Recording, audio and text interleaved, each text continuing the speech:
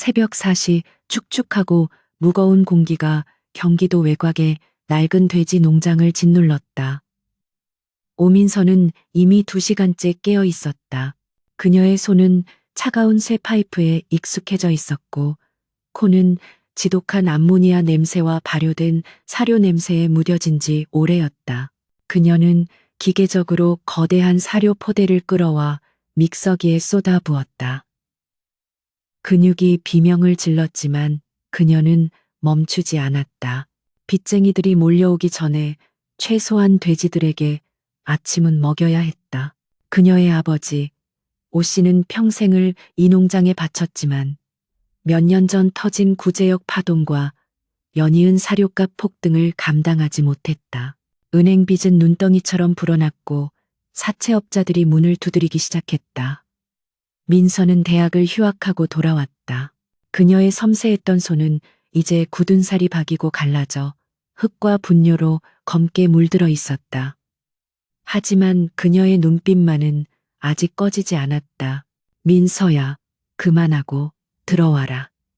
아침이라도 방 안에서 아버지의 힘없는 목소리가 들려왔다. 아버지는 얼마 전 사다리에서 떨어져 다리를 심하게 다친 후 절망감에 휩싸여 방 밖으로 거의 나오지 않았다. 어머니는 몇 년 전 지병으로 돌아가셨다. 이 거대하고 절망적인 농장에는 22살의 민서와 무너져가는 아버지만이 남아있었다. 그때였다. 농장 입구에 낡은 철문이 부서지는 듯한 굉음이 울려 퍼졌다. 민서의 심장이 차갑게 가라앉았다. 올 것이 왔다는 직감이었다. 그녀는 쇠스랑을 움켜쥐고 축사 밖으로 달려나갔다. 먼동이 트기 시작하는 희미한 빛 속으로 검은색 승합차 세대가 흙먼지를 일으키며 난폭하게 마당을 가로질러 들어왔다. 차에서 내린 것은 검은 양복을 입은 건장한 남자들.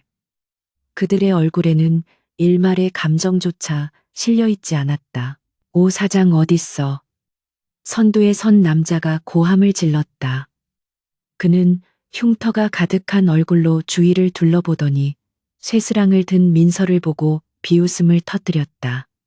이게 뭐야? 돼지 지키는 공주님인가?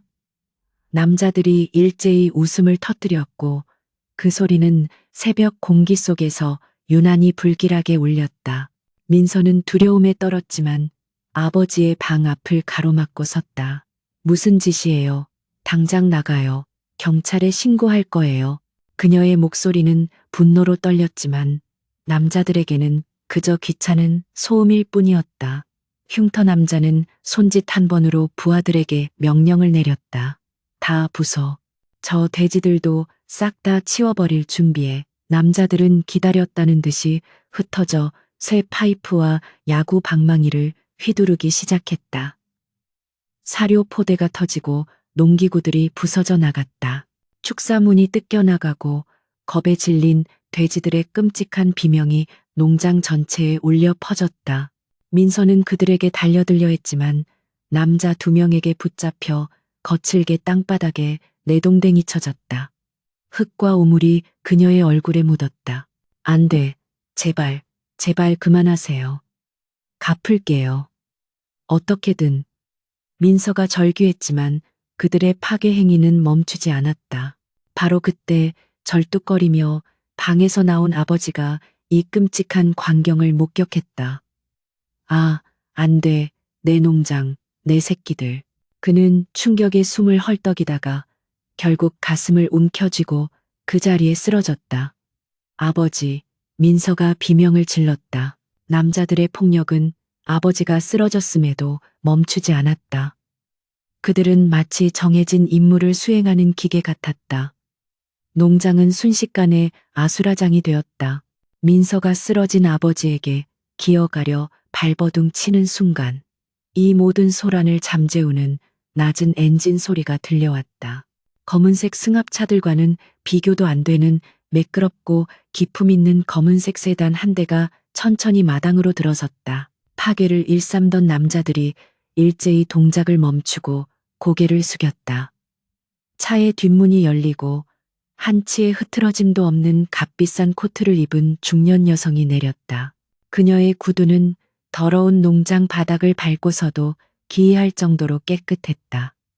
그녀는 한선주, 사채업계의 거물이자 수많은 기업의 그림자 속에 존재하는 인물이었다. 그리고 비밀리에 재신그룹 강 회장의 두 번째 부인, 즉 마니만 한으로 불리는 여자였다. 한선주는 이 모든 난장판을 마치 잘 연출된 연극을 감상하듯 천천히 둘러보았다. 그녀의 시선은 쓰러진 옷씨를 잠시 스쳤다가 흙투성이가 된 채 분노와 절망으로 자신을 노려보는 민서에게 고정되었다. 그녀는 입꼬리를 살짝 올렸지만 그 미소는 얼음장처럼 차가웠다. 시끄럽게 해서 미안하네. 일하는 애들이 좀 거칠어서. 그녀는 흉터 남자에게 턱짓을 했다. 그만하면 됐어. 밖에서 대기해. 남자들은 마치 훈련받은 개처럼 순식간에 마당에서 사라졌다. 한선주는 민서에게 천천히 다가갔다. 그녀에게서는 이 더러운 농장과는 어울리지 않는 값비싼 향수 냄새가 났다. 오민서, 22살. 명문대 수의학과 휴학 중. 맞지? 민서는 대답 대신 그녀를 쏘아붙였다. 당신이 시킨 짓이지. 사람 목숨 가지고 장난치는 게 재밌어? 한선주는 민서의 당돌함에 눈썹 하나 까딱하지 않았다. 장난이라니. 난 내 돈을 회수하러 온 것뿐이야. 너희 아버지가 빌려간 돈, 원금에 이자까지 합쳐서 10억. 오늘까지 갚기로 한 날인데 10억. 민서의 눈앞이 캄캄해졌다. 은행빚 외에 아버지가 이런 사채까지 썼다는 사실을 그녀는 몰랐다. 말도 안 돼. 우린 그런 돈 없어요. 하지만 시간을 주면, 시간? 한선주가 그녀의 말을 잘랐다. 시간은 돈이야, 아가씨. 그리고 너희에겐 둘 다 없지. 이 농장? 다 팔아도 빚의 반도 못 갚아.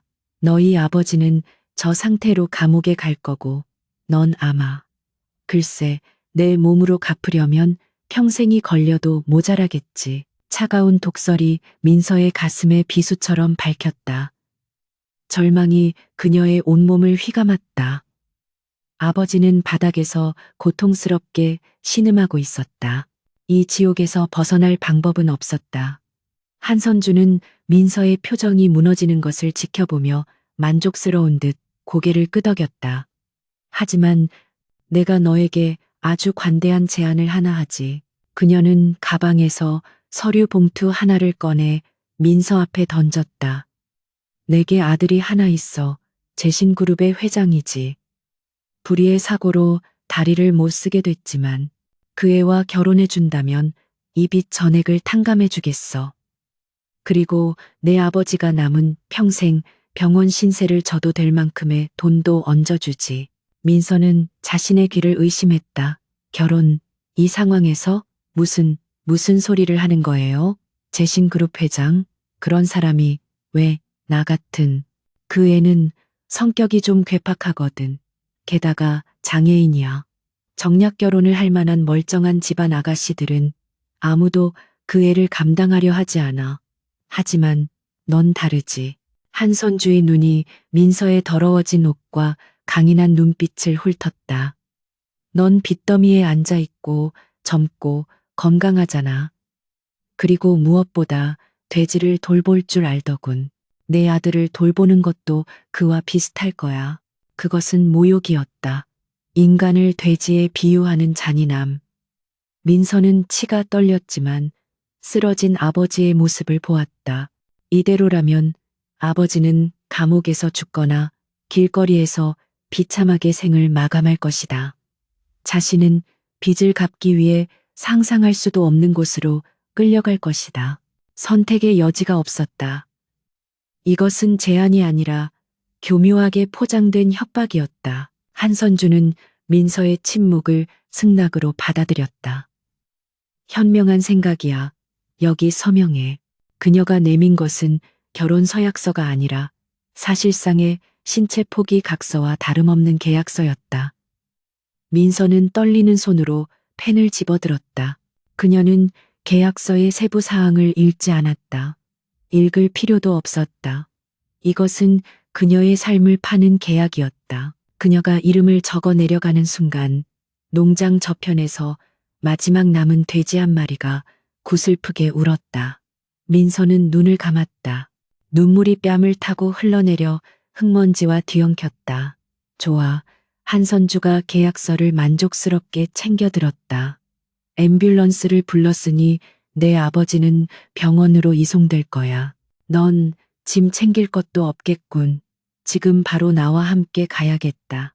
민서는 마지막으로 자신이 평생을 바쳐 지키려 했던, 그러나 이제는 폐허가 되어버린 농장을 돌아보았다.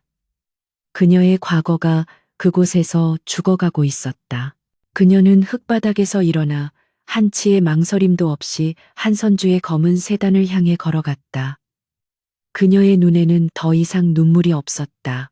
오직 차가운 체념과 무엇인지 알 수 없는 뜨거운 불씨만이 남아있을 뿐이었다. 검은 세단은 서울의 심장부를 향해 미끄러지듯 나아갔다. 오민서는 더러운 작업복 차림 그대로 최고급 가죽 시트에 앉아 있었다. 그녀의 몸은 방금 전 겪은 충격과 모멸감으로 미세하게 떨렸지만 등은 꼿꼿이 세워져 있었다.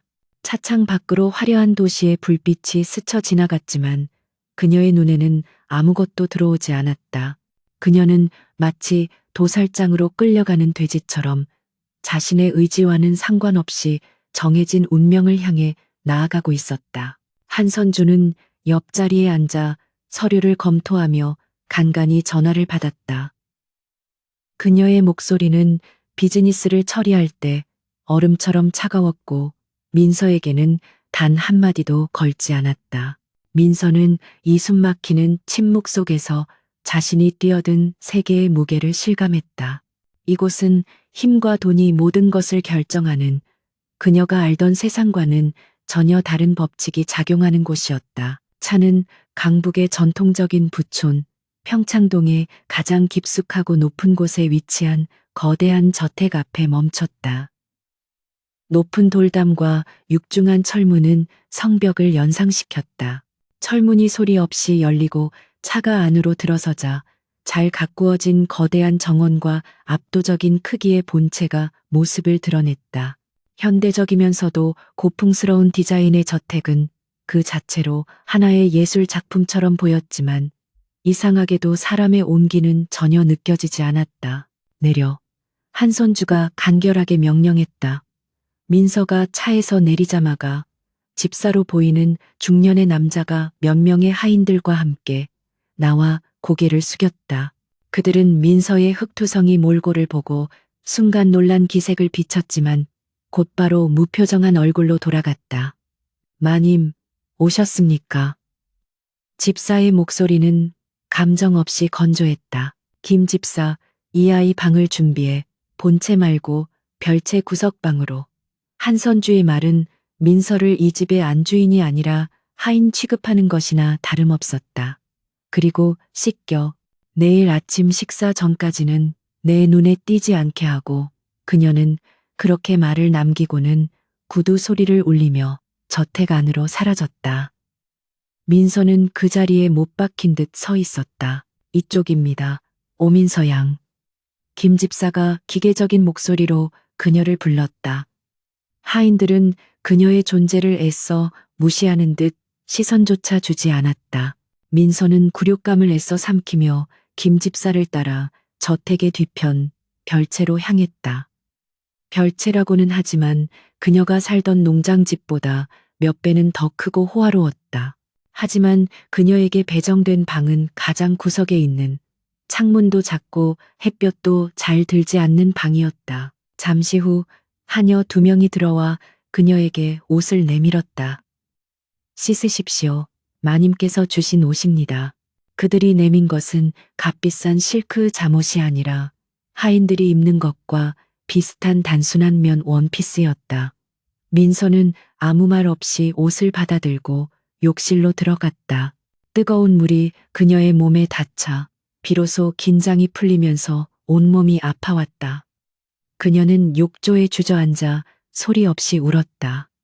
아버지는 지금쯤 어떻게 되셨을까? 이 낯선 곳에서 자신은 어떻게 되는 걸까? 다음 날 아침 민서는 일찍부터 눈을 떴지만 방 밖으로 나갈 용기가 나지 않았다. 아침 식사 시간이 되자 어제 그 하녀가 와서 그녀를 본체의 거대한 식당으로 데려갔다. 수십 명은 앉을 수 있을 것 같은 긴 식탁에는 이미 세 사람이 앉아 있었다. 상석에는 한선주가 앉아 있었고 그 옆에는 날카로운 눈매에 값비싼 정장을 차려입은 젊은 남자, 그리고 식탁의 반대편 끝에는 휠체어에 앉은 남자가 있었다. 그가 바로 강지욱, 재신그룹의 회장이자 그녀의 법적 남편이 될 남자였다. 그는 창백할 정도로 흰 피부에 조각처럼 잘생긴 얼굴을 하고 있었지만 두 눈은 깊은 어둠에 잠겨 있는 듯 공허했다. 그는 식탁에 차려진 화려한 음식에는 전혀 관심이 없다는 듯 무표정하게 창밖만 내다보고 있었다. 그의 존재감은 거대했지만 동시에 살아있는 사람 같지 않은 위화감을 풍겼다. 민서가 식당 입구에 들어서는 순간 모든 시선이 그녀에게로 향했다. 하녀가 준면 원피스는 이 화려한 공간과 어울리지 않게 초라했다. 정장을 입은 젊은 남자, 강태민이 노골적인 경멸의 시선으로 그녀를 위아래로 훑어보더니 비웃음을 터뜨렸다. 어머니, 이게 지금 뭐 하는 겁니까? 저런 돼지우리 냄새나는 애를 겸상시키다니. 집안격 떨어지게. 강태민, 그는 한선주가 전 남편에게서 낳아 데려온 아들로 재신그룹의 부사장이었다. 그는 강지욱의 의부청이었지만 두 사람 사이에는 어떤 형제애도 존재하지 않았다. 오직 적대감과 경쟁심만이 감돌았다. 한선주는 찻잔을 우아하게 내려놓으며 말했다. 태민아, 말 조심해. 그래도 오늘부터 내 형수님이 될 아이야. 형수님? 태민이 과장되게 웃었다. 어머니도 참 농담이 심하십니다. 저런 걸 형수님이라고 부르라니. 차라리 길거리 노숙자를 데려오시지 그랬어요. 그의 모욕적인 말에 민서의 얼굴이 굳어졌다. 그녀는 주먹을 꽉 쥐었지만 아무 대꾸도 할 수 없었다. 그녀는 지금 이 집에서 가장 낮은 곳에 있었다. 닥치지 못해 한선주가 낮은 목소리로 경고했다. 태민은 억지로 웃음을 거뒀지만 여전히 경멸의 눈빛을 거두지 않았다. 한선주는 민서를 향해 턱짓을 했다. 저기 앉아. 내 남편 될 사람 옆자리. 민서는 뻣뻣하게 굳은 몸을 이끌고 식탁의 반대편 강지욱의 옆자리로 걸어갔다. 그녀가 의자에 앉는 동안 강지욱은 단 한 번도 그녀를 돌아보지 않았다. 그는 마치 살아있는 조각상 같았다. 미동도 없이 어떤 소리에도 반응하지 않았다. 식사는 숨막히는 침묵 속에서 진행되었다. 오직 강태민이 일부러 내는 듯한 시끄러운 식기 소리와 한선주의 차가운 기운만이 식당을 감돌았다. 민서는 도저히 음식을 넘길 수가 없었다. 그녀는 그저 고개를 숙인 채 앉아 있을 뿐이었다. 어머니, 전 도저히 저런 애랑 같은 공기를 마시면서 밥 못 먹겠습니다. 강태민이 냅킨을 거칠게 집어던지며 일어섰다. 그리고 형님인지 뭔지 하는 저 양반도 저렇게 식물인간처럼 앉아 있을 거면 방에나 처박혀 있지. 왜 아침부터 사람들 밥맛 떨어지게 합니까? 그의 막말은 강지욱을 향한 것이었다. 그 순간 미동도 없던 강지욱의 손가락이 살짝 움직였다. 하지만 그것을 눈치챈 사람은 아무도 없었다. 한선주가 날카로운 눈으로 태민을 쏘아보았다. 강태민, 네가 지금 누구 앞에서? 됐습니다, 어머니. 어차피 저 인간한테 무슨 말을 한들 알아듣기나 하겠어요? 전 이만 회사 가보겠습니다. 태민은 민서를 마지막으로 한 번 더 혐오스럽게 쳐다보고는 식당을 나가버렸다. 식당에는 다시 정적이 찾아왔다. 한선주는 아무 일도 없었다는 듯 다시 차를 마시기 시작했다. 민서는 고개를 들어 조심스럽게 옆자리의 강지욱을 훔쳐보았다. 그는 여전히 창밖을 보고 있었다. 그의 옆모습은 슬플 정도로 완벽했지만 그에게서는 어떤 삶의 의지도 느껴지지 않았다. 그는 정말 강태민의 말처럼 아무것도 느끼지 못하는 식물인간인 걸까? 민서가 그를 바라보고 있을 때 강지욱의 고개가 천천히, 아주 천천히 그녀를 향해 돌아갔다. 민서는 숨을 멈췄다. 처음으로 두 사람의 시선이 마주쳤다. 그의 눈은 깊고 어두운 심연과 같았다. 그 안에는 아무런 감정도 담겨 있지 않았다. 분노도 슬픔도 호기심도 없었다. 그는 그저 민서를 마치 벽에 걸린 그림이나 가구처럼 무기물, 모기물 바라보듯 응시했다. 그의 시선은 너무나도 차갑고 공허해서 민서는 오히려 강태민의 노골적인 경멸보다 더한 모멸감을 느꼈다. 적어도 태민은 그녀를 존재하는 것으로 취급했다. 하지만 강지욱에게 그녀는 존재하지 않는 것이나 마찬가지였다. 그녀는 이 거대한 성에 갇힌 유령이었다. 지옥 같던 아침 식사가 끝나고 한선주는 민서를 서재로 불렀다. 오늘 오후에 혼인 신고를 할 거다. 넌 그냥 도장만 찍으면 돼. 그리고 강지욱의 방은 본체 3층에 있어. 오늘부터 네가 할 일은 단 하나야. 그 애를 돌보는 것. 그녀는 민서에게 간병인 목록이라 적힌 두꺼운 파일을 던졌다. 이건 그동안 지우기를 거쳐 간 간병인들 명단이야. 대부분 일주일을 못 버티고 도망쳤지. 한선주의 입가에 잔인한 미소가 어렸다. 네가 돼지를 돌보던 실력으로 내 아들이 죽지 않고 숨만 붙어 있게 잘 감시해. 알겠나? 혹시라도 그 애가 잘못되면 네 아버지가 어떻게 될지는 상상에 맡기지. 그것은 명백한 협박이었다. 민서는 입술을 깨물었다. 그녀는 이제 빼도 박도 못하는 덫에 걸린 것이다. 이 얼음 성곽에서 그녀는 감시자이자 포로가 되었다. 오민서의 지옥은 강지욱의 방으로 배정받은 첫날부터 시작되었다. 그녀의 공식적인 직함은 재신그룹 회장의 부인이었지만 실질적인 역할은 이 거대한 얼음성의 가장 천한 노예와 다르지 않았다. 한선주는 그녀에게 남편 간병이라는 명목하에 인간이 견디기 힘든 수준의 육체적, 정신적 노동을 강요했다. 그녀는 전문 간병인들이 하던 의료 행위를 제외한 모든 것을, 아니 그 이상의 것을 해야 했다. 그녀의 하루는 해가 뜨기 전 본체의 모든 하인들보다 먼저 시작되었다. 그녀는 강지욱의 방대한 침실과 서재를 매일 아침 저녁으로 청소해야 했다. 수백 권의 책이 꽂힌 서가의 먼지를 일일이 닦아내고 거대한 통유리 창을 흠집 하나 없이 닦는 것은 기본이었다. 김 집사는 의도적으로 그녀에게 청소 도구를 제대로 지급하지 않았고 민서는 차가운 물에 걸레를 빨아가며 맨손으로 대리석 바닥을 기어다니듯 닦아야 했다. 식사는 하인들이 먹는 주방 구석에서 그들이 식사를 마친 후에야 허락되었다.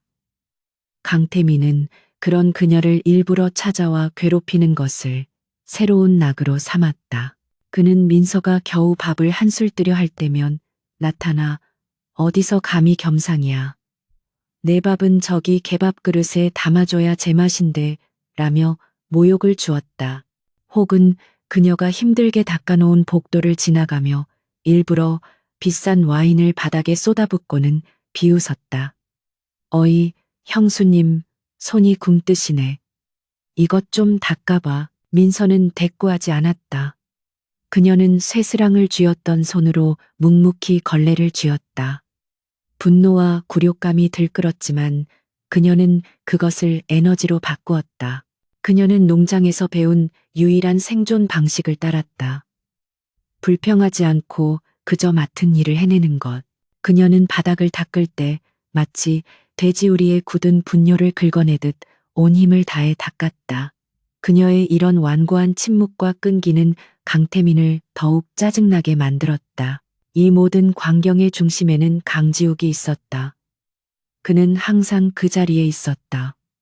아침에는 햇살이 드는 창가에, 낮에는 서재의 거대한 책상 뒤에 휠체어를 세워둔 채 그는 민서가 방을 청소할 때도 태민에게 모욕을 당할 때도 마치 그곳에 존재하지 않는 사람처럼 미동도 하지 않았다. 그는 책을 읽는 것 같지도 음악을 듣는 것 같지도 않았다. 그저 텅 빈 눈으로 허공의 한 점을 응시할 뿐이었다. 하지만 민서는 이상한 낌새를 느꼈다. 강지욱은 식물인간이 아니었다. 그는 분명히 모든 것을 듣고 보고 있었다.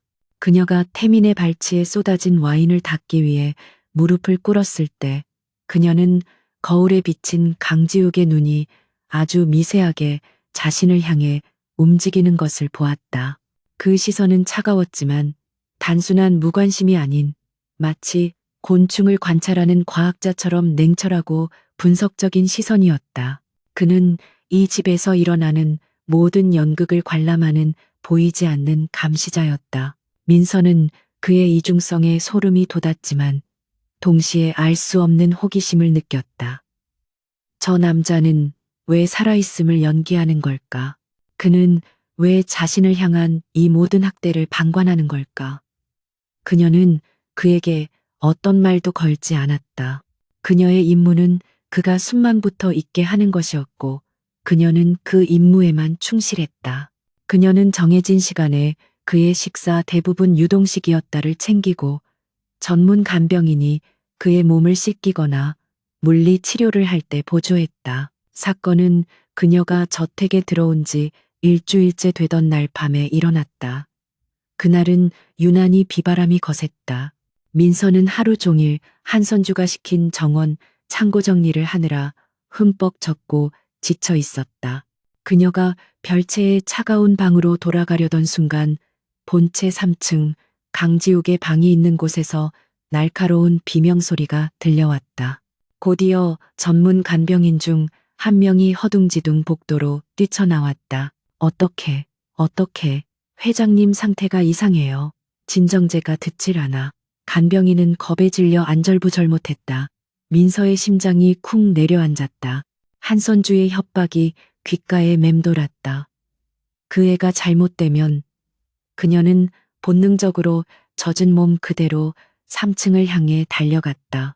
육중한 침실 문을 열자 믿을 수 없는 광경이 펼쳐졌다. 강지욱이 침대 위에서 몸부림치고 있었다. 그는 평소의 얼음 같은 조각상이 아니었다. 그의 온몸은 활처럼 휘어져 있었고 얼굴은 고통으로 창백하게 질려 식은땀으로 범벅이 되어 있었다. 그는 이를 악물고 있었지만 억눌린 신음소리가 새어나왔다. 그것은 단순한 통증이 아니라 마비된 신경계의 오류로 인한 끔찍한 경련성 발작이었다. 회장님, 정신 차리세요. 다른 간병인이 그의 팔을 붙잡으려 했지만 지욱은 짐승처럼 그 손길을 뿌리치며 더욱 격렬하게 경련했다. 진정제 주사는요? 민서가 다급하게 물었다. 이미 놨어요. 그런데 소용이 없어요. 이러다 쇼크가 오겠어요. 간병인이 울먹이며 대답했다. 민서의 눈이 고통으로 뒤틀린 강지욱의 몸을 빠르게 훑었다. 그의 목과 등 근육이 비정상적으로 팽팽하게 수축해 있었다. 그 모습은 그녀가 농장에서 본 파상풍에 걸리거나 심각한 영양 불균형으로 전신 경련을 일으키던 새끼 돼지들의 모습과 놀랍도록 흡사했다. 그 순간 민서의 머릿속은 차갑게 식었다. 그녀는 두려움을 잊었다. 그녀는 간병인들을 거칠게 밀어내고 침대로 다가갔다. 다 비켜요. 그녀의 목소리는 낮고 단호했다. 간병인들이 주춤하는 사이 민서는 망설임 없이 자신의 차가운 손을 강지욱의 경직된 목덜미와 등줄기에 꽂아 넣었다. 그녀의 손은 거칠고 굳은 살이 박여 있었지만 그 움직임은 놀랍도록 정확하고 힘이 있었다. 그녀는 약물을 쓰는 대신 자신이 동물을 다룰 때 쓰던 방법을 사용했다. 극도로 긴장된 신경과 근육의 접합점을 찾아내는 것. 그녀는 의학적 지식은 없었지만 생명의 고통을 감지하는 본능적인 감각이 있었다. 그녀는 강지욱의 척추를 따라 이어진 특정 지점들을 강하지만 일정한 압력으로 꾹 눌렀다. 그것은 부드러운 마사지가 아니었다. 오히려 고통스러울 정도의 강한 압박이었다. 강지욱이 처음으로 민서 앞에서 제대로 된 소리를 냈다. 그의 몸이 그녀의 손길에 저항하듯 더욱 강하게 뒤틀렸다. 조금만 참아요. 금방 괜찮아질 거예요. 민서는 그가 돼지라도 되는 듯 낮고 차분한 목소리로 그를 달랬다. 그녀는 멈추지 않고 계속해서 경련의 중심점을 찾아 압박했다. 1분, 2분. 시간이 영혼처럼 흘러갔다. 그리고 마침내 기적 같은 일이 벌어졌다. 활처럼 휘어있던 강지욱의 몸에서 서서히 힘이 빠지기 시작했다. 거친 숨소리가 잦아들고 팽팽했던 근육이 이완되었다. 민서는 마지막으로 그의 어깨 근육을 깊게 눌러 풀어준 뒤 손을 뗐다. 방 안에는 거친 비바람 소리와 두 사람의 숨소리만이 남았다. 간병인들은 입을 다물지 못한 채 이 광경을 멍하니 지켜보고 있었다. 강지욱은 탈진한 듯 거친 숨을 몰아쉬었다. 그는 천천히, 아주 천천히 눈을 떴다. 땀에 젖은 머리카락 사이로 드러난 그의 눈은 더 이상 공허하지 않았다. 그 눈은 불타는 듯한 강렬한 빛을 뿜어내며 침대 곁에 서 있는 흠뻑 젖은 민서를 응시했다. 그 시선에는 더 이상 곤충을 관찰하는 듯한 냉철함이나 무관심은 없었다. 그것은 혼돈이었다. 극도의 고통에서 막 벗어난 자의 혼란스러움, 그리고 자신의 가장 약한 모습을 보이고 만 것에 대한 당혹감, 그리고 무엇보다도 짐승을 다루는 기술로 자신을 제압한 이 낯선 여자에 대한 경이로움이 뒤섞인 복잡하고도 날카로운 시선이었다. 그것이 첫 번째 균열이었다. 강지욱이 자신을 둘러싸고 있던 얼음 성벽에 오민서라는 예상치 못한 변수로 인해 금이 가기 시작한 순간이었다. 민서는 그의 변화를 알아차리지 못했다. 그녀는 그저 자신의 임무를 완수했을 뿐이었다. 이제 괜찮을 거예요. 푹 쉬세요. 그녀는 젖은 옷에서 뚝뚝 떨어지는 물기를 애써 무시하며 기계적으로 고개를 숙이고 방을 나섰다. 방 안에 남겨진 강지욱은 처음으로 그녀가 사라진 문 쪽을 한참 동안이나 응시하고 있었다. 그날 밤의 발작 사건 이후 저택의 공기에는 미묘한 변화가 감지되었다. 겉으로는 모든 것이 이전과 같았다. 한선주는 여전히 얼음 여왕처럼 군림했고 강태민은 오민서를 볼 때마다 경멸적인 언사를 서슴지 않았다. 민서의 일과 역시 혹독한 청소와 잡무로 채워져 있었다. 하지만 단 하나 강지욱의 시선이 변해 있었다. 그는 더 이상 민서를 투명한 유령이나 무생물처럼 대하지 않았다. 그가 휠체어에 앉아 창밖을 응시할 때도 민서는 등 뒤에서 자신을 꿰뚫는 듯한 날카로운 시선을 느낄 수 있었다. 그 시선은 차가웠지만 명백한 관찰의 의도를 담고 있었다. 그는 민서가 먼지를 닦는 손놀림, 태민의 모욕에 미동도 하지 않는 무표정한 얼굴, 심지어 그녀가 숨을 쉬는 방식까지 분석하고 있었다. 민서는 그 시선이 불편했지만 애써 무시했다. 그녀는 그날 밤 자신이 본 광경을, 고통 속에서 신음하던 남자의 모습을 잊으려 노력했다. 그는 그녀가 동정하거나 이해할 수 있는 영역의 사람이 아니었다. 그는 그저 그녀가 숨을 붙여놓아야 할 임무일 뿐이었다. 그녀는 자신의 감정을 철저히 닫고 오직 생존에만 집중했다. 그러던 어느 날 오후 민서는 한선주의 서재에 차를 내어가라는 김 집사의 지시를 받았다. 한선주가 아들 강태민과 함께 있는 자리에 차 시중을 드는 것은 민서가 가장 혐오하는 일 중 하나였다. 그것은 의도된 굴욕이었다. 그녀는 찻쟁반을 들고 무거운 서재 문을 노크했다. 들어와. 한선주의 날카로운 목소리가 들렸다. 민서가 안으로 들어섰을 때 강태민은 한껏 신이 난 목소리로 무언가를 떠들고 있었다. 어머니, 두고 보십시오. 이번 일만 성공하면 강지욱 저놈은 완벽하게 끝장입니다. 이사회 놈들도 더 이상 반신불수 회장을 감쌀 명분이 없을 거예요. 그는 최고급 가죽 소파에 거의 드러눕다시피 앉아 시가를 피우고 있었다. 한선주는 만족스러운 듯 희미하게 웃고 있었다. 보고서는 확실한 건가? 꼬리가 잡혀서는 안 된다.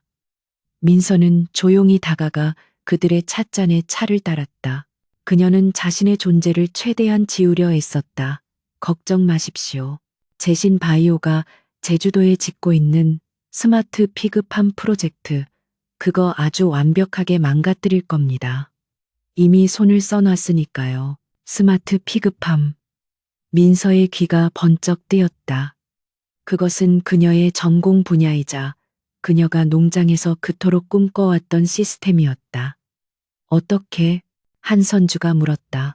태민은 의기양양하게 서류 한 장을 흔들어 보였다. 간단합니다. 수입되는 우수품종, 종돈, 종든, 선적분에 약간의 선물을 섞어놨죠. 아프리카 돼지 열병 변종입니다.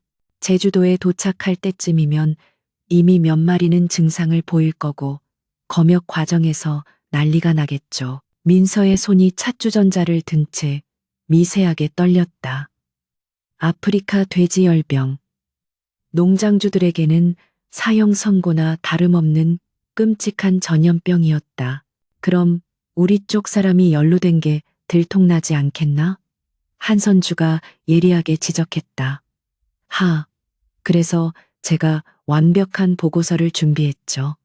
태민이 서류를 탁자 위에 펼쳤다. 민서는 차를 따르는 척하며 그 서류의 제목과 몇몇 핵심 단어들을 곁눈질로 보았다.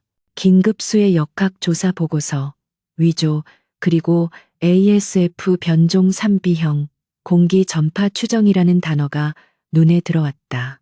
보고서에 따르면 이 변종은 매우 이례적으로 공기를 통해 전파되었으며 선박의 환기 시스템 결함으로 인해 급속도로 확산된 것으로 조작했습니다.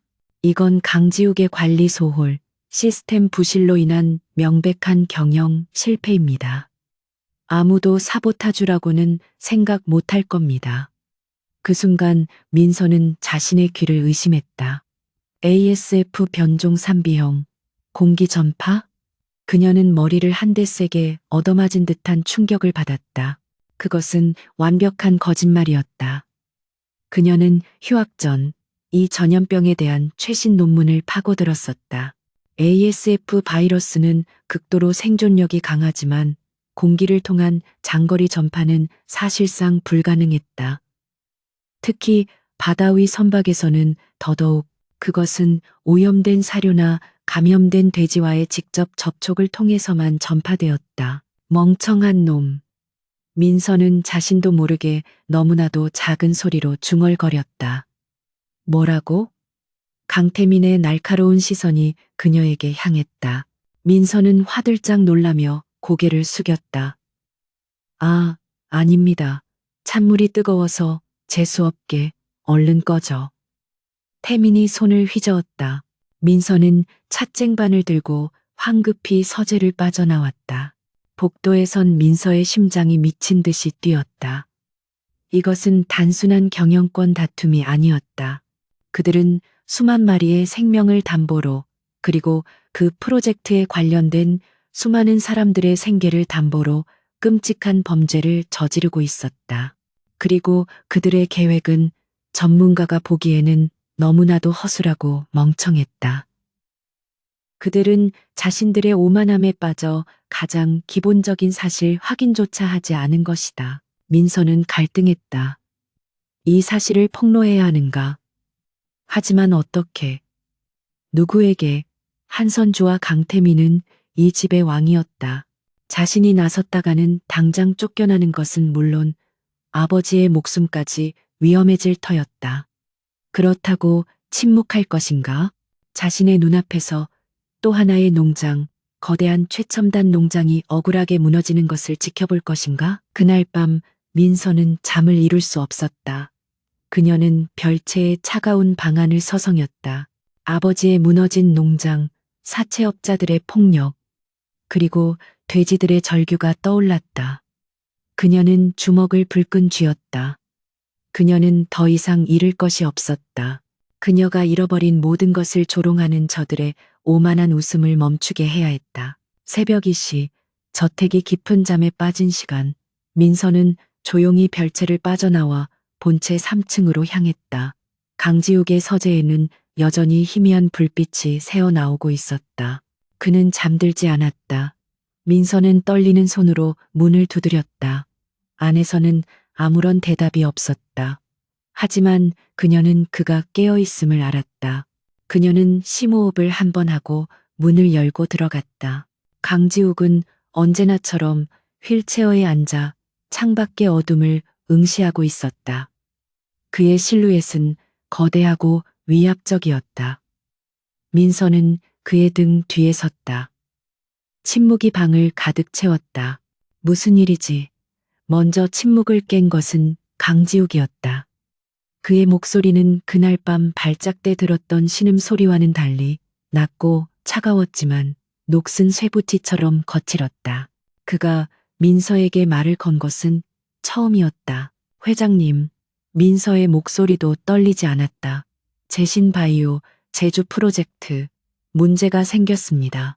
강지욱은 미동도 하지 않았다. 강태민 부사장과 한선주 여사께서 수입 종돈에 아프리카 돼지열병 바이러스를 고의로 유포할 계획입니다. 여전히 침묵. 민서는 그가 믿지 않는다고 생각했다. 그녀는 한 걸음 더 다가갔다. 그들은 ASF 변종 3B형이 공기로 전파된다는 가짜 보고서를 만들었습니다. 하지만 그건 불가능합니다. 그녀의 목소리는 이제 확신에 차 있었다. 그 바이러스는 공기 전파가 안 됩니다. 오직 접촉 감염뿐입니다. 선박 환기 시스템 결함 따위는 완벽한 거짓말입니다. 이건 명백한 내부 사보타주입니다. 그들은 운송 중인 사료에 바이러스를 주입했을 겁니다. 그녀는 수의학도로서 자신이 아는 모든 전문 지식을 동원해 태민의 계획이 왜 과학적으로 불가능하며 진짜 감염 경로는 무엇일지, 그리고 그것을 역추적할 방법은 무엇인지 쉴 새 없이 쏟아냈다. 그녀는 돼지 농장에서 배운 실용적인 지식, 물류의 허점, 검역의 맹점을 정확히 짚어냈다. 상류층 엘리트들이 서류상으로만 아는 것과는 차원이 다른 현장의 언어였다. 민서의 말이 끝났을 때 방 안에는 다시 정적이 찾아왔다. 그녀는 숨을 죽이고 그의 반응을 기다렸다. 실패했나? 그녀가 너무 나섰나? 바로 그때 강지욱의 휠체어가 천천히, 아주 천천히 돌았다. 그는 어둠 속에서 민서를 정면으로 마주했다. 그의 얼굴은 그늘에 가려 잘 보이지 않았지만 두 눈만은 형형하게 빛나고 있었다. 그것은 충격에 휩싸인 눈이었다. 자신의 목숨을 위협하는 음모에 대한 충격이 아니었다. 그것은 자신이 돼지우리의 잡일꾼, 돈에 팔려온 하찮은 계집이라고만 생각했던 이 여자에게서, 제신그룹의 그 어떤 임원에게서도 들어보지 못한 날카롭고 실용적인 통찰력을 발견한 것에 대한 충격이었다. 그는 그녀를 완전히 잘못 판단했다. 강지욱은 한참 동안 그녀를 응시했다. 그리고 마침내 그는 다시 입을 열었다. 그의 목소리는 전보다 훨씬 더 또렷하고 단호했다. 계속해. 네가 아는 모든 것을 말해. 강지욱의 서재는 숨막히는 침묵에 잠겨 있었다. 어둠 속에서 오직 두 사람의 눈빛만이 맹렬하게 부딪혔다. 강지욱의 눈에 서렸던 충격은 천천히 얼음 밑을 흐르는 강물처럼 차가운 분노와 날카로운 결단력으로 변해가고 있었다. 그는 자신이 이 집안에서 가장 하찮게 여겼던 돼지우리의 오물 냄새가 밴다고 생각했던 이 여자가 사실은 그 누구보다도 예리한 비수, 비서를 품고 있었음을 깨달았다. 내 말이 사실이라고 확신하나? 강지욱이 마침내 입을 열었다. 그의 목소리는 여전히 거칠었지만 그 안에는 민서의 판단력을 시험하는 듯한 무게가 실려 있었다.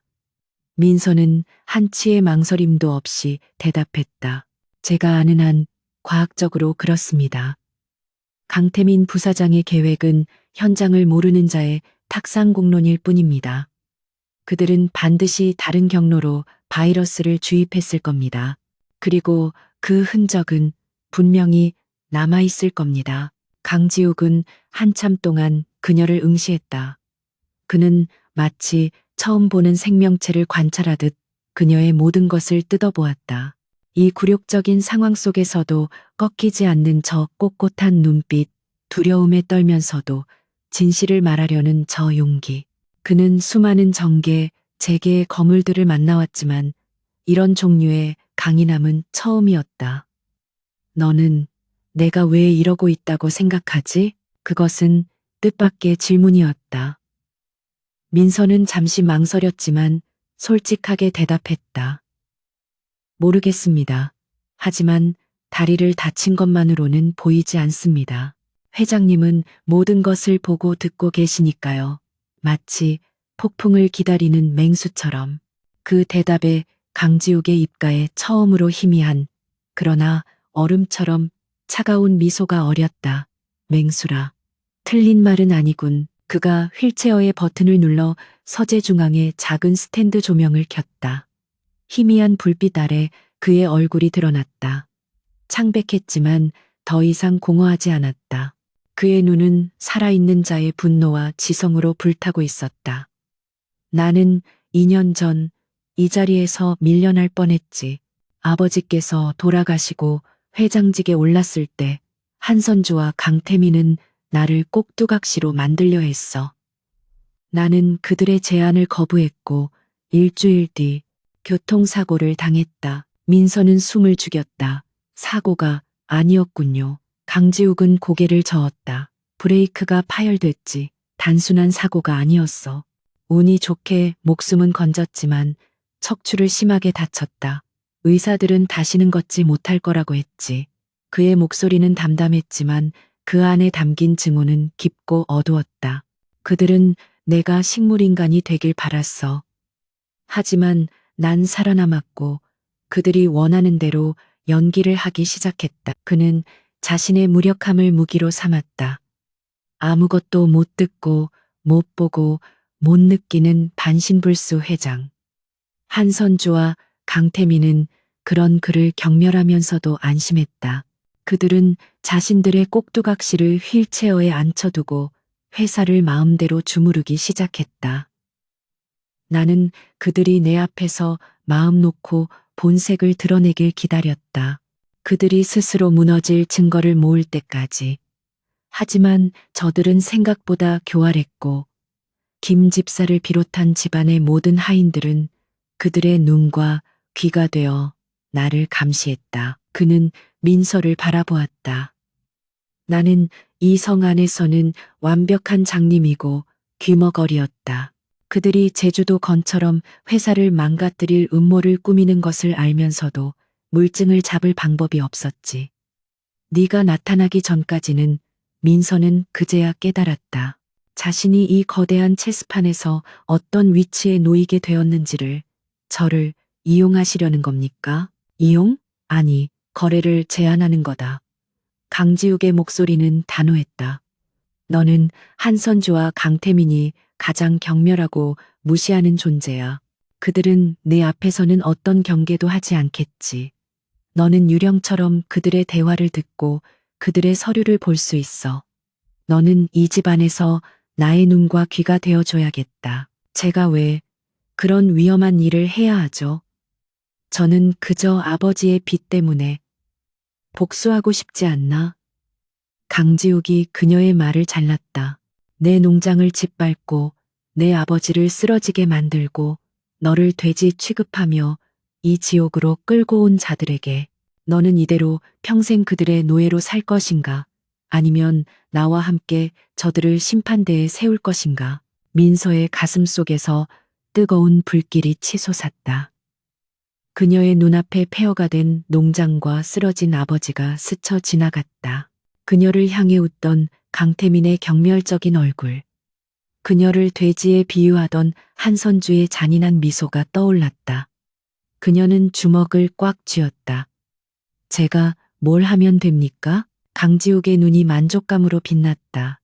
그는 휠체어를 움직여 책상 서랍 깊숙한 곳에서 아주 작은 물건 하나를 꺼냈다. 그것은 평범한 만년필처럼 보였다. 이건 녹음기이자 고해상도 카메라다. 사용법은 간단해. 그는 민서에게 그것을 건네며 작동법을 설명했다. 한선주는 매일 밤 10시 자신의 서재에서 누군가와 통화를 한다. 아마도 그녀의 비자금을 관리하는 자이거나 이번 사보타주를 지시한 하수인일 거야. 그의 계획은 대담하고 위험했다. 너는 청소를 핑계로 그녀의 서재에 들어가 이 펜을 책상 위 적절한 곳에 설치해야 한다. 그리고 다음 날 새벽 아무도 깨기 전에 그것을 회수해 와야 해. 그것은 사실상 불가능에 가까운 임무였다. 한선주의 서재는 김 집사가 철통같이 관리했고 밤에는 복도 전체에 감시 카메라가 작동했다. 잡히면 저는 어떻게 됩니까? 잡히면 끝이다. 강지욱이 냉정하게 말했다. 나는 너를 모른다고 할 거다. 너는 모든 것을 뒤집어 쓰고 쫓겨나거나 더 끔찍한 일을 당하겠지. 하지만 성공한다면 너는 네 아버지의 빚뿐만 아니라 네가 상상할 수도 없는 것을 얻게 될 거다. 그는 민서에게 선택을 강요했다. 어떻게 하겠나? 민서는 차가운 만년필을 굳게 움켜쥐었다.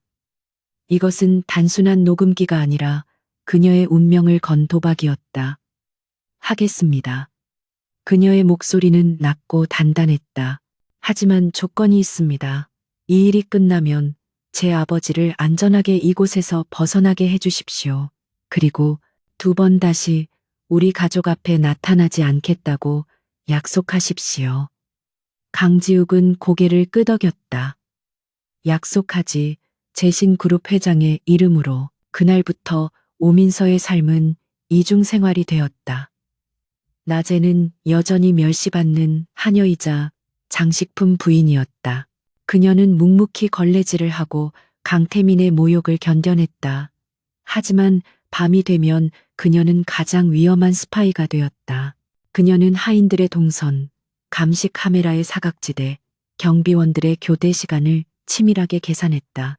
그녀가 농장에서 배운 관찰력과 인내심은 이런 종류의 일에 무섭도록 최적화되어 있었다. 며칠간의 관찰 끝에 그녀는 단 하나의 기회를 발견했다.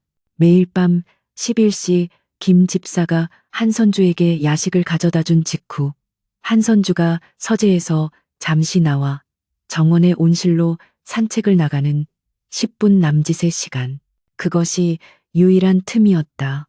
결전의 날 밤, 민서는 평소처럼 청소 도구 카트를 끌고 본 채 2층 복도를 지났다. 그녀의 심장은 금방이라도 터져 나올 것 같았지만 표정은 얼음장처럼 차가웠다.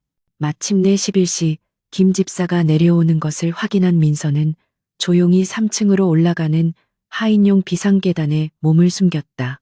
잠시 후 한선주의 서재 문이 열리는 소리가 들리고 그녀의 구두 소리가 복도를 울리며 멀어졌다. 온실로 가는 소리였다. 지금이었다. 민서는 유령처럼 복도로 빠져나와 서재문으로 향했다. 문은 잠겨 있지 않았다. 한선주는 자신의 성에서 감히 누군가 들어오리라고는 상상도 못한 것이다. 민서는 조심스럽게 안으로 들어가 어둠 속에서 책상을 더듬었다. 그리고 강지욱이 알려준 대로 거대한 지구본 뒤 펜꽂이 안에 만년필형 녹음기를 꽂아 넣었다. 렌즈가 정확히 한선주의 의자를 향하도록. 그녀가 막 서재를 빠져나오려던 순간이었다. 거기서 뭐 하는 거야? 복도 저편에서 강태민의 목소리가 들려왔다. 민서의 심장이 멎는 것 같았다. 그는 늦은 시간까지 술을 마시고 들어오는 길인 듯 비틀거리고 있었다. 너, 이 시간에 여기서 어머니 서재에서 나오는 거냐? 그의 눈이 의심으로 번뜩였다. 민서는 본능적으로 몸을 돌려 청소 카트 뒤에 몸을 숨겼다. 그리고는 일부러 물통을 발로 차 넘어뜨렸다. 죄송합니다, 부사장님. 그녀는 바닥에 엎드려 쏟아진 물을 황급히 닦는 척했다. 김 집사님이 서재 앞 복도가 더러워졌다고 해서 닦고 있었습니다. 그녀의 연기는 완벽했다. 재수 없는 년. 강태민은 술에 취해 더 이상 의심할 기력도 없다는 듯 혀를 찼다. 당장 치우고 눈앞에서 사라져 민서는 심장이 터질 듯한 위기를 넘기고 무사히 별채로 돌아왔다. 그리고 다음 날 새벽 그녀는 어제보다 더 대담하게 서재에 다시 들어가 녹음기를 회수해 왔다. 그날 밤 그녀는 강지욱의 서재를 다시 찾았다. 두 사람은 녹음된 내용을 함께 들었다. 대부분은 의미 없는 대화였지만 마지막 부분에 결정적인 내용이 담겨 있었다. 제주도 건은 확실하게 처리해. 그 돼지들 싹 다 살처분해야 해. 그리고 박 의원 쪽에는 약속한 대로 자금 넣어주고 강지욱 그놈이 아무리 날뛰어봤자 정치권까지 막을 순 없을 테니 그것은 명백한 범죄의 증거였다. 사보타주 지시와 불법 정치 자금. 강지욱의 얼굴은 분노로 일그러졌다. 그는 민서를 바라보았다. 이 작은 여자가 그의 복수를 위한 첫 번째 조각을 가져온 것이다. 위험한 동맹은 그렇게 피로 맺어졌다. 녹음 파일이 확보된 며칠 뒤 강지욱의 저택은 폭풍전야의 고요함 그 자체였다. 공기는 팽팽하게 당겨진 활시위처럼 날카로웠다. 한선주와 강태민은 자신들의 승리를 예감하며 노골적으로 축배를 들었다. 그들의 웃음소리가 저택 복도에 울려 퍼질 때마다 하인들은 숨을 죽이며 눈치를 살폈다.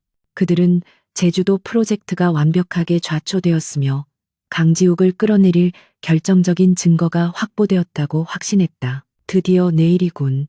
저녁 식사 자리에서 강태민이 와인잔을 높이 들며 말했다. 그는 휠체어에 앉아 식물처럼 존재하는 강지욱을 경멸 어린 시선으로 쳐다보았다. 어머니, 내일 이사회에서 저 멍청한 놈의 목을 치고 나면 이 집안도 재신그룹도 완벽하게 우리 차지가 되는 겁니다. 한선주는 우아하게 미소 지으며 잔을 부딪혔다. 방심하지 마라. 마지막까지 깔끔하게 처리해야지. 오민서는 그들 맞은편 거대한 식탁의 가장 끝자리에 앉아 묵묵히 접시만 내려다보고 있었다. 그녀는 여전히 하녀복이나 다름없는 초라한 원피스 차림이었다. 강태민은 그런 그녀를 보며 혀를 찼다. 어머니도 참 저런 거렁뱅이 같은 년을 왜 자꾸 겸상시키는 겁니까? 내일 저놈을 쫓아낼 때 전년도 같이 돼지우리로 돌려보내야죠. 민서는 그들의 모욕에 아무런 반응도 보이지 않았다. 그날 밤 민서는 강지욱의 호출을 받고 그의 서재로 향했다. 그는 여느 때처럼 휠체어에 앉아 있었지만 그에게서 뿜어져 나오는 기운은 평소와 달랐다. 그것은 전투를 앞둔 장수의 서늘한 투지였다. 내일 아침 9시 본사에서 긴급 이사회가 소집됐다. 강지욱이 낮게 말했다. 안건은 회장 강지욱 해임 및 경영 능력 심해야. 민서의 심장이 쿵 내려앉았다.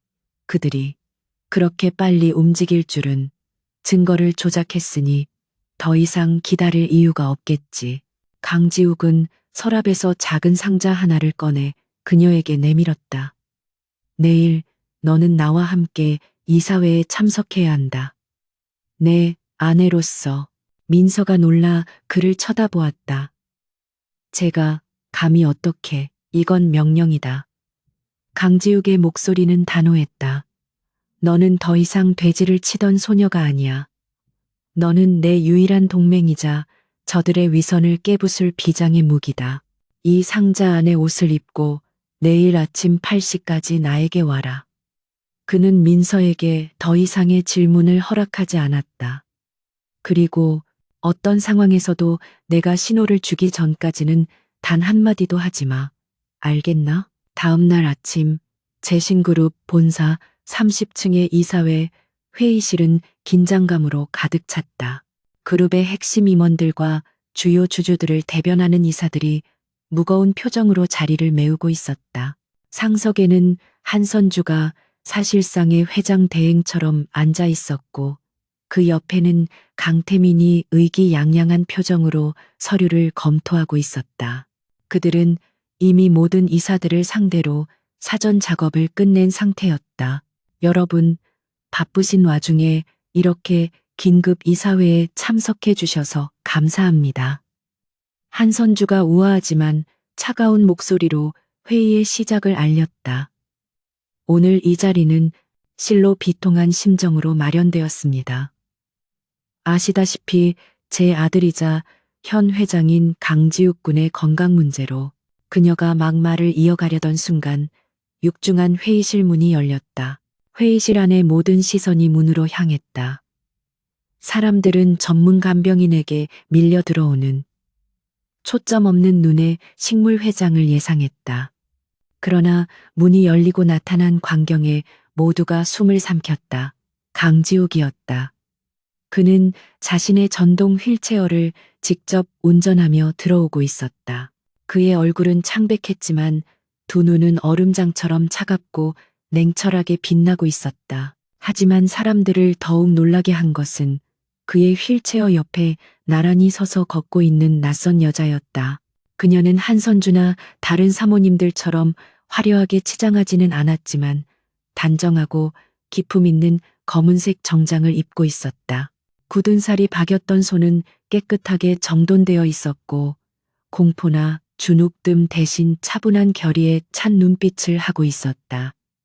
바로 오민서였다. 강태민이 벌떡 일어섰다. 강지욱, 네가 여길 어떻게? 그리고 그 여자는 뭐야? 감히 여기가 어디라고 근본도 없는 년을 끌어들여. 그의 고함에 회의실이 술렁였다. 이사들은 저 여자가 누구인지 수군거렸다. 한선주의 얼굴이 순간적으로 굳었지만 그녀는 곧 교활한 미소를 되찾았다. 그녀는 태민의 팔을 누르며 제지했다. 아, 태민아, 왜 이리 흥분해? 한선주가 이사들을 향해 여유롭게 말했다. 여러분, 놀라셨죠? 소개합니다. 제 아들 강지욱 회장의 법적 아내입니다. 그녀는 아내라는 단어에 힘을 주며 경멸을 담았다. 보시다시피 제 아들이 몸이 많이 불편해서 제가 특별히 간병인 겸 말동무로 돼지 농장에서 데려온 아이입니다. 아마 세상 물정을 잘 몰라서 회의에 따라온 모양이군요. 귀엽게 봐주세요. 그 말에 회의실은 경멸과 조롱의 웃음바다가 되었다. 돼지 농장이라는 단어의 이사들은 노골적으로 인상을 썼다. 이것은 강지욱이 얼마나 판단력이 흐려졌는지를 보여주는 완벽한 증거였다. 한선주는 자신의 한마디가 강지욱의 입지를 완벽하게 무너뜨렸다고 확신하며 미소 지었다. 민서는 두 주먹을 꽉 쥐었지만 강지욱의 명령대로 입을 굳게 다물었다. 강지욱은 휠체어를 몰아 회장석은 아니지만 상석이 잘 보이는 이사들 정중앙에 자리를 잡았다. 그는 이 모든 조롱에도 불구하고 미동도 하지 않았다. 자, 소라는 그만하고 한선주가 회의를 주도했다. 강태민 부사장, 준비한 자료를 발표하세요. 왜 우리가 오늘 이 자리에 모일 수밖에 없었는지. 강태민은 다시 의기양양한 표정으로 일어나 대형 스크린을 가리켰다. 여러분, 참담한 심정입니다. 재신그룹의 차세대 성장 동력이었던 제주 스마트 픽업함 프로젝트가 전면 중단 및 폐기 위기에 처했습니다. 스크린에는 끔찍하게 병들어 쓰러진 돼지들의 사진이 나타났다. 원인은 치명적인 아프리카 돼지 열병, ASF, 변종 3B형입니다. 그가 다음 화면으로 넘기자 그럴싸하게 조작된 수의 역학조사 보고서가 떴다. 문제는 이 변종이 기존에 알려진 바와 달리 공기를 통해 전파되는 치명적인 특성을 보였다는 겁니다. 그는 보고서의 공기 전파 추정이라는 부분에 붉은색 밑줄을 그었다. 이 모든 것은 강지욱 회장이 전문가들의 반대를 무릅쓰고 무리하게 도입한 유럽식 환기 시스템의 설계 결함 때문입니다. 회의실은 충격에 휩싸였다. 공기 전파? 그것은 재앙이나 다름없었다. 이 사태로 인해 발생한 직접적인 손실만 수천억 원에 달합니다. 제신바이오의 주가는 폭락할 것이고 그룹 전체의 신용도가 위협받게 되었습니다. 강태민은 완벽하게 연기했다. 그는 마치 그룹을 걱정하는 충신처럼 목소리를 높였다. 그는 마지막으로 강지욱을 손가락으로 가리켰다. 이 모든 사태의 책임은 독단적이고 무능한 판단을 내린 강지욱 회장에게 있습니다. 심지어 그는 자신의 건강 상태조차 제대로 가누지 못해 저런 여자에게 의지하는 지경에 이르렀습니다. 그는 민서를 경멸적으로 쳐다보았다. 따라서 본 이사회에 회장 강지욱의 즉각적인 해임과 직무정지를 발의합니다. 모든 이사들의 시선이 강지욱에게로 향했다. 그들은 분노와 실망 그리고 경멸의 눈빛으로 그를 압박했다. 한선주는 승리를 확신한 여왕처럼 여유롭게 팔짱을 꼈다. 그녀는 휠체어에 앉은 아들을 내려다보며 조소했다. 지우가 마지막으로 할 말 있니? 아니, 네가 무슨 말을 할 수나 있으려나 모르겠네. 회의실의 공기가 팽팽하게 당겨졌다. 강지욱은 자신에게 쏟아지는 수십 개의 시선을 받으며 천천히 고개를 들었다. 그의 시선은 자신을 조롱하는 한선주도 금방이라도 자신을 찢어 죽일 듯이 노려보는 강태민도 지나쳤다. 그는 방안을 천천히 훑어보았다. 그리고 마침내 그의 시선은 굳건히 서 있는 오민서에게 닿았다. 폭풍의 눈이 마침내 그 중심을 드러낼 시간이었다. 회의실의 공기는 너무나 팽팽해서 금방이라도 끊어질 듯했다. 모든 이사들이 휠체어에 앉은 무력한 회장의 마지막 변명을 기다리고 있었다. 한선주의 입가에는 승리자의 여유로운 미소가 걸려 있었고 강태민은 경멸을 감추지 않았다. 강지욱은 자신을 향한 모든 시선을 받으며 천천히, 아주 천천히 고개를 들었다. 그리고 그는 입을 열었다. 시끄럽군. 목소리는 거칠었지만 놀랍도록 또렷하고 힘이 있었다. 그것은 식물 회장의 목소리가 아니었다. 회의실의 모든 소음이 순간적으로 멎었다. 한선주의 미소가 굳어버렸고 강태민의 얼굴에서 웃음기가 사라졌다. 이사들은 자신들의 귀를 의심하며 술렁거렸다. 강지욱이 말을 했다. 강지욱, 네가? 한선주가 더듬거리며 중얼거렸다. 강지욱은 그녀를 무시했다. 그의 차가운 시선은 오직 강태민에게 고정되어 있었다. 강태민 부사장, 방금 공기 전파라고 했나? 아주 흥미로운 상상력이군. 소설가라도 될 생각인가? 무슨, 강태민이 당황하며 소리쳤다. 내 놈이 뭘 안다고. 의사들도 인정한 보고서야. 의사? 돈으로 매수한 사입이 의사 말이겠지. 강지욱의 목소리는 회의실 전체를 얼어붙게 만들었다. 그는 휠체어를 천천히 돌려 굳건히 서 있는 오민서를 바라보았다. 그리고는 이사들 전체를 향해 분명한 목소리로 선언했다. 여러분께 제 아내를 정식으로 소개합니다. 그는 아내라는 단어에 힘을 실었다. 한선주 여사께서 간병인이라고 모욕한 이 사람, 오민서입니다. 명문대 수의학과를 수석으로 입학했으며 누구보다 아프리카 돼지 열병 ASF에 대해 깊이 있는 지식을 갖춘 이 사태의 진실을 밝혀줄 유일한 전문가이기도 합니다. 모든 시선이 경악 속에서 민서에게로 향했다. 돼지 농장 소녀가 수의학 전문가. 민서는 강지욱의 신호를 받고 한 걸음 앞으로 나섰다. 그녀는 더 이상 주눅든 하녀가 아니었다. 그녀의 눈빛은 회의실의 그 어떤 이사보다도 날카롭고 자신감이 넘쳤다. 오민서입니다. 그녀가 스크린을 가리켰다. 강태민 부사장님의 보고서는 완벽한 거짓말입니다. 그녀의 목소리는 떨리지 않았다. ASF 바이러스, 특히 3B형 변종은 공기를 통해 전파되지 않습니다. 그것은 과학적으로 불가능한 주장입니다. 이 바이러스는 오직 오염된 사료나 혈액, 분비물의 직접적인 접촉을 통해서만 감염됩니다. 선박의 환기 시스템 결함은 이 범죄를 은폐하기 위한 얄팍한 속임수에 불과합니다. 그녀는 마치 강의를 하듯 바이러스의 생존 조건, 전파 경로, 그리고 선박 내에서의 실제 감염 시뮬레이션을 막힘없이 설명했다. 현장의 경험과 전문 지식이 결합된 그녀의 분석은 너무나도 논리정연하고 빈틈이 없어서 이사들은 반박할 말을 찾지 못했다. 이건 사보타주입니다. 강태민이 고함을 질렀다. 저 미친년이 뭘 안다고 떠들어. 저년은 그냥 돼지나 치던 년이야. 맞습니다. 강지욱이 그의 말을 받았다. 이건 명백한 사보타주입니다. 바로 당신이 저지른 증거 있어. 증거 있냐고. 강태민이 발악하듯 소리쳤다. 물론이지. 강지욱은 품 안에서 작은 녹음기를 꺼내 버튼을 눌렀다.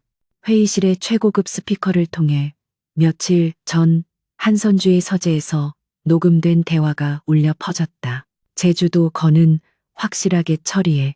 그 돼지들 싹 다 살처분해야 해. 그리고 박 의원 쪽에는 약속한 대로 자금 넣어주고. 한선주의 목소리였다. 회의실은 얼어붙었다. 한선주의 얼굴은 새하얗게 질렸다. 이게 조작이야. 내 놈이 조작한 거야. 그녀가 비명을 질렀다. 조작? 강지욱이 차갑게 웃었다. 그럼 이것도 조작이라고 하시겠습니까? 그가 휠체어의 버튼을 하나 더 누르자 회의실 정면의 대형 스크린이 강태민의 보고서에서 다른 영상으로 바뀌었다. 그것은 어두운 지하 주차장에서 찍힌 CCTV 영상이었다. 영상 속에서 강태민이 한 낯선 남자에게 돈가방을 건네고 있었고 그 남자는 강태민에게 작은 유리병 몇 개를 건네는 장면이 고스란히 담겨 있었다. 날짜는 종돈이 선적되기 바로 전날이었다. 그 남자는 제주도 프로젝트의 사료 공급을 담당하는 하청업체 직원이었다. 강태민은 다리가 풀린 듯 주저앉았다. 모든 것이 끝났다. 강지욱은 지난 2년간 식물인간 행세를 하며 자신을 감시하는 자들을 역으로 감시해왔다. 그는 집안 곳곳에 설치된 감시 카메라의 통제권을 비밀리에 확보했고 그들의 모든 움직임을 기록해왔던 것이다. 바로 그때 회의실 문이 거칠게 열리고 검은 정장을 입은 검찰 수사관들이 닥쳐들었다. 강태민 씨, 한선주 씨, 기업 사보타주 및 불법 정치 자금 제공, 살인 교사 미수 혐의로 긴급 체포합니다. 수사관들이 혼란에 빠진 두 사람에게 수갑을 채웠다. 강지욱이 2년 전 교통사고의 증거까지 모두 검찰에 넘긴 것이었다. 이럴 순 없어. 내가 어떻게 키웠는데. 이 배은망덕한 놈 한선주가 끌려가며 악을 썼다. 강지욱, 너는 평생 그렇게 휠체어에서 썩어갈 거야. 그녀가 마지막 발악을 하는 순간이었다. 그럴 일은 없을 것 같군요. 강지욱이 낮게 읊조렸다. 그리고 그는 휠체어의 팔걸이를 굳게 잡았다. 그의 온몸이 부들부들 떨렸지만 그는 이를 악물었다. 그리고 천천히 고통스럽지만 분명하게 두 발로 일어섰다. 회의실의 모든 사람들이 자신의 눈을 의심했다. 강지욱이 섰다. 그는 사고 이후 한선주의 감시를 피해 비밀리에 지옥 같은 재활 훈련을 거듭해 왔던 것이다. 그는 완벽하게 회복되진 않았지만 설 수 있을 정도는 되었다. 그는 자신을 저주하며 끌려가는 한선주를 차갑게 내려다보았다. 당신들이 나에게서 모든 것을 빼앗아갔다고 생각했겠지만 당신들은 나에게 가장 강력한 무기 두 가지를 주었지. 바로 복수심과 그의 시선이 옆에 서 있는 민서에게로 향했다. 내가 지켜야 할 사람이다. 수사관들이 한선주와 강태민을 끌고 회의실을 나갔다. 망연자실한 이사들 앞에서 강지욱은 다시 천천히 휠체어에 앉았다. 이사회의 결정을 요청합니다. 그의 목소리는 이제 완벽한 회장의 위엄을 되찾아 있었다. 이사들은 마치 홀린 듯이 만장일치로 강지욱 회장에 대한 무한 신임을 결의했다. 얼마 후 회장실. 거대한 통유리 창으로 서울의 야경이 펼쳐져 있었다. 방 안에는 강지욱과 민서 단둘뿐이었다. 강지욱은 책상 서랍에서 낡은 서류 한 장을 꺼냈다. 그것은 민서가 농장에서 서명했던 결혼 계약서였다. 그는 민서가 보는 앞에서 그것을 집어 갈갈이 찢어버렸다. 이제 당신은 자유요. 강지욱이 그녀를 바라보며 말했다. 그의 눈은 더 이상 얼음장 같지도 맹수 같지도 않았다. 그저 깊고 진지한 한 남자의 눈이었다. 당신 아버지의 빚은 모두 청산되었소. 아버님은 최고의 병원에서 치료받고 계시고 원한다면 언제든 돌아가도 좋소. 민서는 찢어진 계약서 조각들을 말없이 바라보았다. 모든 것이 끝났다. 그녀는 복수를 했고 자유를 얻었다. 하지만 이상하게도 발걸음이 떨어지지 않았다. 그녀는 고개를 들어 강지욱을 바라보았다. 회장님은 이제 괜찮으십니까? 덕분에 그가 희미하게 웃었다. 오민서 씨, 강지욱이 그녀의 손을 조심스럽게 잡았다. 굳은 살이 박였던 그녀의 손은 이제 그의 생명을 구하고 진실을 밝혀낸 가장 귀한 손이었다. 나는 당신에게 빚을 졌소. 내 목숨과 내 회사, 모든 것을. 하지만 나는 그 빚을 갚고 싶지 않소. 민서가 의아한 눈으로 그를 바라보았다. 나는 당신이 이 계약서 때문이 아니라 당신의 의지로 내 곁에 머물러 주길 바라오. 그의 목소리에는 서툴지만 진심 어린 고백이 담겨 있었다. 나는 얼음성의 괴물이었고 당신은 돼지를 돌보던 소녀였지. 하지만 당신은 내 얼음을 깨뜨렸고 나는 당신에게서 진실을 보는 눈을 배웠소. 나와 함께 재신그룹을 그리고 내일을 만들어가지 않겠소? 민서는 그의 눈을 오랫동안 바라보았다. 그녀는 억지로 팔려왔지만 이곳에서 자신의 가치를 증명했고 한 남자의 인생을 구원했다. 그녀는 천천히, 아주 천천히 고개를 끄덕였다. 그녀의 입가에 아주 오랜만에 농장의 굴레에서도 저택의 굴욕 속에서도 볼 수 없었던 진짜 미소가 피어났다. 얼음은 완벽하게 녹아내렸고 그 자리에서 비로소 진정한 사랑과 신뢰가 피어나기 시작했다.